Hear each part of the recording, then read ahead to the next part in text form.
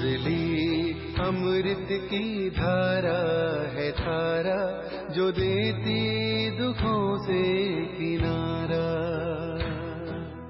मुरली अमृत की धारा है धारा, जो देती दुखों से किनारा। भूले जीवन में हो जाए शिव बाबा मुरली में समझाए। भूले जीवन में हो जाए शिव बाबा। ओम शांति। आज की तारीख है 23/2/2024 के बाबा के साकार महावाक्य। मीठे बच्चे अपना चार्ट रखो तो पता लगे कि हम आगे बढ़ रहे हैं या पीछे हट रहे हैं। देह अभिमान पीछे हटाता है, देही अभिमानी स्थिति आगे बढ़ाती है। बाबा ने प्रश्न पूछा, सत्युग के आदि में आने वाली आत्मा और देरी से आने वाली आत्मा में मुख्य अंतर क्या होगा? बाबा ने उत्तर दिया, आदि में आने वाली आत्माएं सुख की चाहना रखेंगी, क्योंकि सत्युग का आदि सनातन धर्म बहुत सुख देने वाला है। देरी से आने वाली आत्मा को सुख मांगना आएगा ही नहीं, वह शांति शांति मांगेंगे। बेहद के बाप से सुख और शांति का बरसा हर आत्मा को प्राप्त होता है। ओम शांति। भगवानों जब भगवानों कहा जाता है तो बच्चों को श्री कृष्ण बुद्धि में नहीं आता, बुद्धि में शिव बाबा ही आता है। मूल बात है बाप का परिचय देना, क्योंकि बाप से ही वर्षा मिलता है। तुम ऐसे नहीं कहेंगे कि हम शिव बाबा के फॉलोअर्स हैं, नहीं, शिव बाबा के बच्चे हैं। हमेशा अपने को बच्चे समझो, और कोई भी है पता नहीं है कि वह बाप, टीचर, गुरु भी है। तुम बच्चों में भी बहुत हैं जो भूल जाते हैं, यह याद रहे तो भी ओहो सौभाग्य है। बाबा को भूल जाते हैं, फिर लौकिक देह के संबंध याद आ जाते हैं। वास्तव में तुम्हारी बुद्धि से और सब निकल जाना चाहिए, एक बाप ही याद रहे। तुम कहते हो तब में माता पिता, अगर दूसरा कोई याद आता है तो ऐसे नहीं कहेंगे कि सदगति में जा रहे हैं। देह अभिमान में है तो दुर्गति ही होती है, देही अभिमानी हो तो सदगति होती है। कभी नीचे कभी ऊपर चढ़ते उतरते रहते हैं, कभी आगे बढ़ते हैं, कभी पीछे हटते हैं। देह अभिमान में तो बहुत आते हैं, इसलिए बाबा हमेशा कहते हैं चार्ट रखो, यानी कि अपने आप को चेक करो कि मैं बाप की श्रीमत पर पूरा चल रही हूँ, कहीं माया ने तो नहीं मुझे घेर रखा, या मैं नीचे ऊपर तो नहीं हो रही, या मुरली तो नहीं मिस हो रही। अपना चार्ट रखो, बाबा का सारे दिन का चार्ट रखो। मैं बाबा को कितना याद किया, तो पता पड़े हम आगे बढ़ रहे हैं या पीछे हट रहे हैं। सारा मदार है याद पर, नीचे ऊपर होते ही रहते हैं। बाबा कहते हैं तुम नीचे ऊपर तो होते ही रहते हैं। बच्चे चलते चलते थक जाते हैं। क्यों थक जाते हैं? आलस आ जाता है, फिर रड़ियां मारते हैं। बाबा यह होता है, याद भूल जाती है। देह अभिमान में आने से ही पीछे हटते हैं, कुछ न कुछ पाप करते हैं।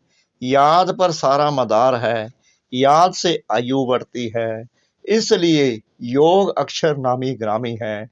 ज्ञान की तो बहुत सहज सब्जेक्ट है, बहुत हैं जिनको ज्ञान भी नहीं है तो योग भी नहीं है। इससे नुकसान बहुत होता है।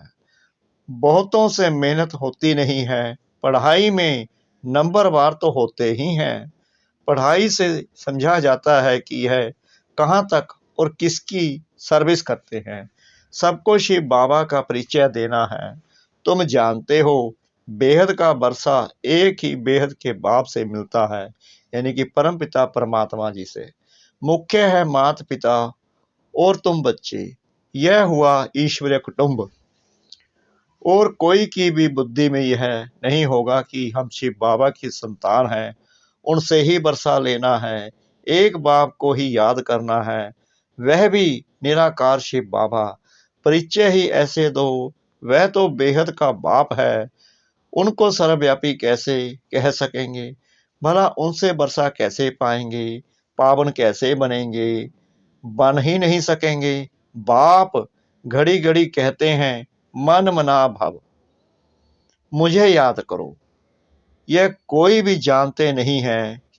श्री कृष्ण को भी वास्तव में सब नहीं जानते। वह मोर मुकुटधारी यहाँ कैसे आएंगे? यह है बहुत ऊंचा ज्ञान। ऊंचे ज्ञान में जरूर थोड़ी डिफिकल्टी भी होगी। सहज नाम भी है। बाप से बरसा लेना तो सहज है ना। बच्चे डिफिकल्ट क्यों समझते हैं? क्योंकि बाप को याद नहीं कर सकते। बाबा ने बच्चों को दुर्गति और सदगति का राज भी समझाया है। इस समय सब दुर्गति में जा रहे हैं। मनुष्य मत दुर्गति में ले जाती है। यह है ईश्वरीय मत। इसलिए बाबा कॉन्ट्रास्ट बनवाते हैं।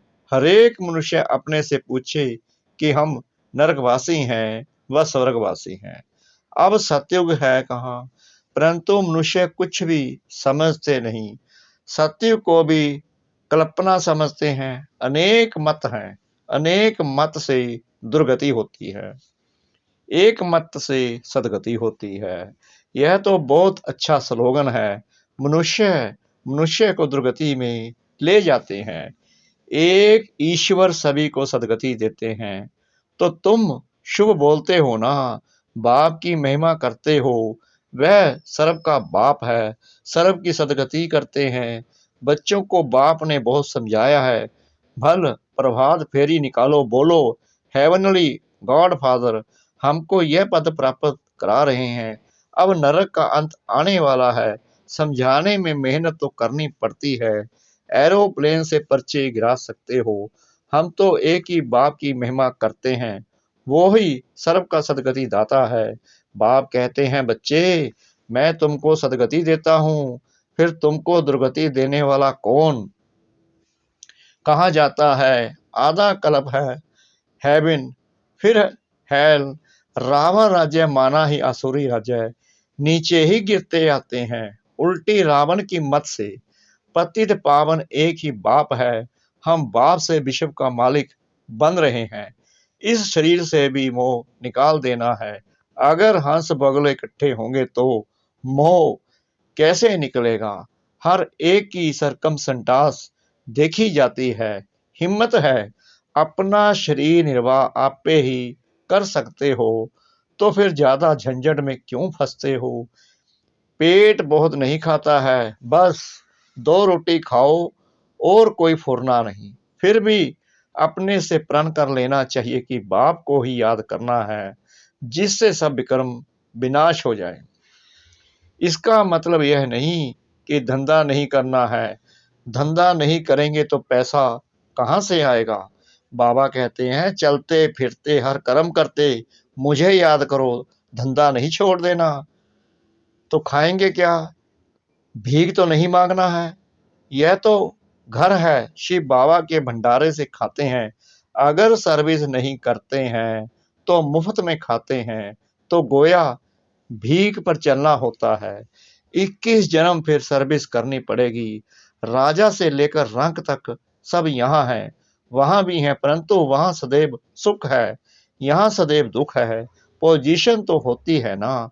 बाप से पूरा योग रखना है, सर्विस करनी है। दिल से पूछना है कि हम यज्ञ की कितनी सेवा करते हैं। कहते हैं ईश्वर के पास सब हिसाब बना बनाया है। उसको साक्षी होकर देखा जाता है कि इस चलन से क्या पद पाएंगे। यह भी समझ सकते हैं कि श्रीमत पर चलने से कितना उच्च पद पाएंगे, ना चलने से कितना कम पद हो जाता है। यह सब समझने की बातें हैं। तुम्हारे पास प्रदर्शी में कोई भी धर्म वाला आता है, बोलो बेहद के बाप से बेहद के सुख शांति का बरसा मिलता है। बेहद का बाप ही शांति दाता है, उनको ही कहते हैं शांति देवा। अब कोई जड़ चित्तर थोड़ी शांति दे सकेगा। बाप कहते हैं तुम्हारा सब धर्म है शांत, तुम शांति धाम में जाना चाहते हो, कहते हो शिव बाबा शांति दो, तो बाप क्यों नहीं देंगे? क्या बाप वर्षा नहीं देंगे बच्चों को? कहते हैं शिव बाबा सुख दो, वह तो हेवन स्थापन करने वाला है, तो सुख क्यों नहीं देंगे? उनको याद ही नहीं करेंगे, उनसे मांगेंगे ही नहीं, तो वह देंगे भी क्या? शांति के बाद फिर सुख में आना है, पहले पहले जो आएंगे वह सुख पाएंगे, देरी से आने वालों को सुख मांगना आएगा ही नहीं, वह मुक्ति ही मांगेंगे, पहले सब मुक्ति में जाएंगे, वहां तो दुख होगा ही नहीं। तुम जानते हो हम मुक्ति धाम में जाकर फिर जीवन मुक्ति में आएंगे, बाकी सब मुक्ति में चले जाएंगे। इसको क़यामत का समय कहा जाता है, सबका हिसाब किताब चुकतू होने वाला है, जानवरों का भी हिसाब किताब होता है ना। कोई कोई राजाओं के पास रहते हैं, उन्हों की कितनी पालना होती है, रेस के घोड़ों की कितनी संभाल होती है, क्योंकि घोड़े तीखे होंगे तो कमाई अच्छी होगी, धनी जरूर प्यार करेंगे, यह भी ड्रामा में नूद है, वहां यह होते ही नहीं। यह रेस आदि बाद में शुरू हुई है, यह सारा बना बनाया खेल है, सृष्टि के आदि मध्य अंत को भी अब तुम जान गए हो। आदि में बहुत थोड़े मनुष्य होंगे, हम विश्व पर राज्य करते रहेंगे, हरेक समझ सकते हैं कि हम बन सकते हैं व नहीं, हम बहुतों का कल्याण करते हैं, इसमें मेहनत करनी पड़े, जबकि बाप मिला है। दुनिया वाले तो आपस में लड़ते झगड़ते रहते हैं, विनाश के लिए क्या क्या बनाते रहते हैं, ऐसे ऐसे बम्स बनाते हैं जिससे आग लग जाए। भंबोर को आग कोई कम थोड़ी लगेगी, बुझाने वाला कोई रहेगा नहीं, ढेर बम्स बनाते रहते हैं, उसमें गैस पॉइजन आदि डालते हैं, जो हवा चलने से ही सब खत्म हो जाएंगे। मौत तो सामने खड़ा है, इसलिए बाप कहते हैं वर्षा लेना हो तो लो, मेहनत करो, टू मच धंधे आदि में मत जाओ। कितना चिंतन रखना पड़ता है, बाबा ने इनको तो छुड़ा दिया, अब यह छीछी दुनिया है। तुम बच्चों को बाप को याद करना है, जो तुम्हारे विक्रम विनाश हो जाएं, और बाप से वर्षा ले ले में बहुत प्यार से याद करना है। लक्ष्मी नारायण का चित्र देखने से ही दिल खुश हो जाता है, यह हमारा एम ऑब्जेक्ट है। पल पूजा करते थे, परंतु यह मालूम थोड़ी ही था कि हम यह बन सकते हैं। कल पुजारी थे, आज पूज्य बन रहे हैं। बाबा आया तो पूजा छोड़ दी, बाप ने विनाश और स्थापना का साक्षात्कार कराया ना, हम विश्व के मालिक बनते हैं, यह तो सब खत्म होना है, फिर हम क्यों ना बाप को याद करें। अंदर में एक की ही महिमा गाते रहते हैं, बाबा आप कितने मीठे हो, तुम जानते हो हम सब आत्माओं का बाप वह एक ही है, उनसे ही वर्षा मिलता है। हम भक्ति मार्ग में उनको याद करते थे, वह परम धाम में रहने वाला है, इसलिए तो उनका चित्र भी है। अगर आया ना हो तो चित्र क्यों होता। शिव जयंती भी मनाते हैं, उनको कहा ही जाता है परम पिता परमात्मा, यानी कि हम आत्मा का पिता। बाकी तो सबको मनुष्य या देवता कहा जाता है। सबसे पहले आदि सनातन देवी देवता धर्म था, पीछे और धर्म हुए हैं। तो ऐसे बाप को कितना प्यार से याद करना चाहिए। भक्ति मार्ग में तो बहुत रड़ियां मारते हैं, अर्थ कुछ भी नहीं जानते, जो आया महिमा करते रहते हैं। अनेक स्तुतियां हैं, बाप की स्तुति क्या करेंगे। तुम ही कृष्ण हो, तुम ही व्यास हो, तुम ही फलाना हो, यह तो गलानी हुई। बाप का कितना अपकार करते हैं। बाप कहते हैं ड्रामा अनुसार ये सब मेरा अपकार करते हैं, फिर मैं आकर सर्व का उपकार, सर्व की सदगति करता हूँ। मैं आया हूँ नई दुनिया स्थापन करने, यही हार जीत का खेल है। 5 वर्ष का बना बनाया ड्रामा है, इसमें जरा भी फर्क नहीं हो सकता। यह ड्रामा का राज बाप बिगर कोई समझा ना सके। मनुष्य मत तो नेक निकलती रहती हैं, देवता मत तो मिलती ही नहीं, बाकी है मनुष्य मत। हरेक अपना अकल निकालते ही रहते हैं। अब तुमको और कोई को भी याद नहीं करना है। आत्मा सिर्फ अपने बाप को याद करती रहे, मेहनत करनी है। जैसे भगत भी मेहनत करते हैं ना, बहुत श्रद्धा से भक्ति करते हैं। जैसे वह भक्ति है तुम्हारी, फिर है ज्ञान की मेहनत। भक्ति में कम मेहनत करते हैं क्या? गुरु लोग कहते हैं रोज 100 माला फेरो, फिर कोठरी में बैठ जाते हैं। माला फेरते फेरते घंटा लग जाता है। बहुत करके राम राम की धुनी लगाते हैं। यहाँ तो तुमको बाप की याद में रहना है, बहुत प्यार से याद करना है। कितना मीठे से मीठा बाबा है, सिर्फ कहते हैं मुझे याद करो और देवी गुण धारण करो। खुद करेंगे तब दूसरों को भी रास्ता बताएंगे। बाप जैसा मीठा और कोई हो नहीं सकता। तलब के बाद तुमको मीठा बाबा मिलता है, फिर पता नहीं ऐसे मीठे बाप को क्यों भूल जाते हो। बाप स्वर्ग का चेता है तो तुम भी जरूर स्वर्ग के मालिक बनते हो, परंतु कट यानी कि जंक उतारने के लिए बाप को याद करो।